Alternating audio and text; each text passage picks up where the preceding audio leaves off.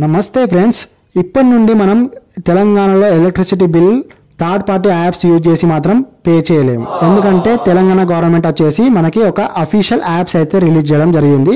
ఇప్పటి నుండి అందులోనే మనం ఎలక్ట్రిసిటీ బిల్ అయితే కట్టడం జరుగుతుంది. ఓకే, అది ఈ వీడియోలో మనం ఎలా పే చేయాలో చూద్దాము.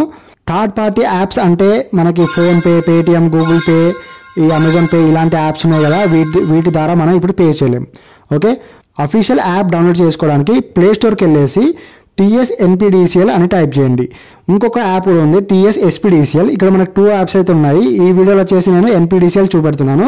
నెక్స్ట్ వీడియోలో వచ్చేసి నేను ఎస్పిడిసిఎల్లో ఎలా కట్టాలో చూపెడతాను. ఓకే, కనిపిస్తున్న యాప్ ఉంది కదా, అది మనం డౌన్లోడ్ చేసుకోవాలి. డౌన్లోడ్ చేసుకున్న తర్వాత మనం ఓపెన్ చేయండి. ఓపెన్ చేస్తే మనకి ఇక్కడ రిజిస్ట్రేషన్ అవ్వాల్సి ఉంటుంది.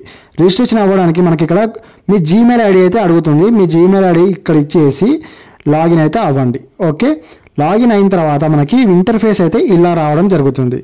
ఇక్కడ మనకి సెకండ్ రోలో సెకండ్ ఆప్షన్ ఉంది కదా, పే బిల్ అని, దీని మీద క్లిక్ చేస్తే మనకి ఇక్కడ వచ్చేసి మనకి 2 ఆప్షన్స్ అయితే ఇవ్వడం జరిగింది. ఒకటి వచ్చేసి పే ఇన్స్టాంట్ అండ్ ఇంకోటి వచ్చేసి యాడ్ సర్వీస్.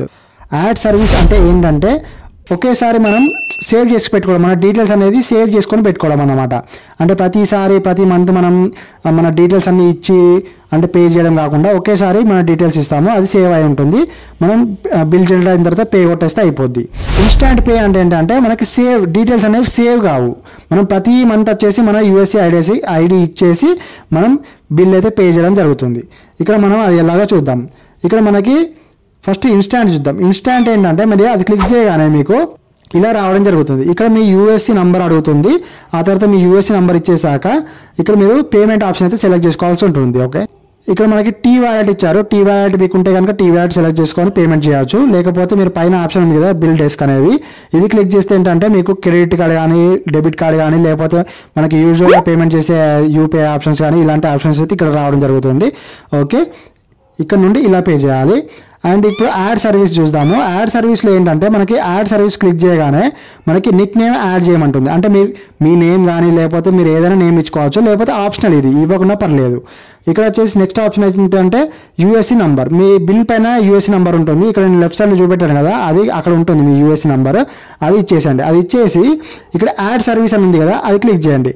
యాడ్ సర్వీస్ మీద క్లిక్ చేయగానే మీకు కన్ఫర్మ్ మీద క్లిక్ చేయగానే మీకు బిల్ అయితే యాడ్ అవ్వడం జరుగుతుంది. ఓకే, యాడ్ అయిన తర్వాత ఇక్కడ మనకి పే అనే ఆప్షన్ ఉంది కదా, దాని మీద క్లిక్ చేయండి.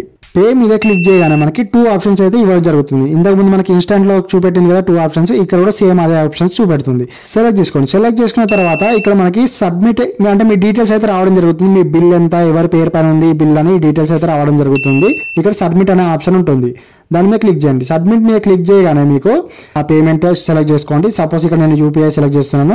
యూపీఐ సెలెక్ట్ చేశాక ఇక్కడ మేక్ పేమెంట్ అనే ఆప్షన్ ఉంది కదా, దాని మీద క్లిక్ చేయండి. దాని మీద క్లిక్ చేయగానే మీ బిల్ అయితే చూపెడుతుంది, మీరు ఎంత బిల్ కట్టాలనేది.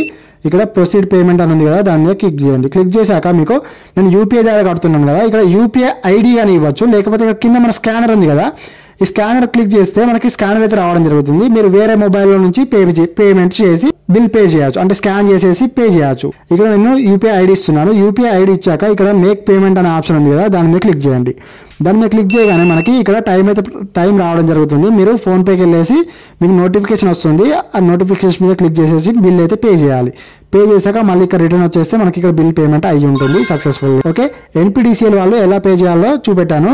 నెక్స్ట్ వీడియోలో వచ్చేసి ఎస్పిడిసిఎల్ వాళ్ళు ఎలా పే చేయాలో చూద్దాము. ఓకే, వీడియో కనుక నచ్చితే కనుక లైక్ చేయండి, అలాగే సబ్స్క్రైబ్ చేయడం మాత్రం మర్చిపోండి. Thank you.